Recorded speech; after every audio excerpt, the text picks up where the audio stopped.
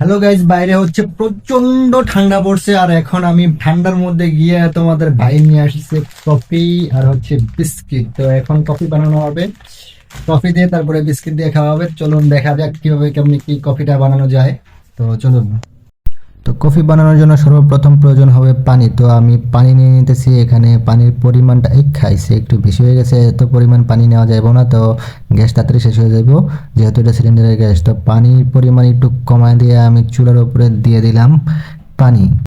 তো প্রায় 4-5 মিনিট রাখার পরে পানি এখন গরম হয়ে গেছে। তো পানি যেহেতু গরম হয়ে গেছে, এখন আমি কফিটা গ্লাসের মধ্যে ঢেলে নেবো। আর গ্লাসের মধ্যে কফিটা কিন্তু আমি আগেই ঢেলে রাখছিলাম, ওটা ভিডিও করতে ভুলে গেছি। আর কি হলো, এখন দেখি যে পানির ধোঁয়ায় একেবারে পুরা ক্যামেরাটাই গোলা হয়ে গেছে। যাই হোক, একটু লাড়াচাড়া দিয়ে দিতেছি। এখন একটু লাড়াচাড়া দিয়ে দেবো। তো লাড়াচাড়া দিয়ে বাকি যতটুকু পানি আছে গ্লাসটা পুরো বইরা দেবো। ভাইয়া যখন কফি খায় বা চা খায় তখন একেবারে গ্লাস বইরা বইরা খায়। চায় খাইলে খাওয়ার মতো একমগ চা। তো ওইটাই হইতেছে কি আমার দশা।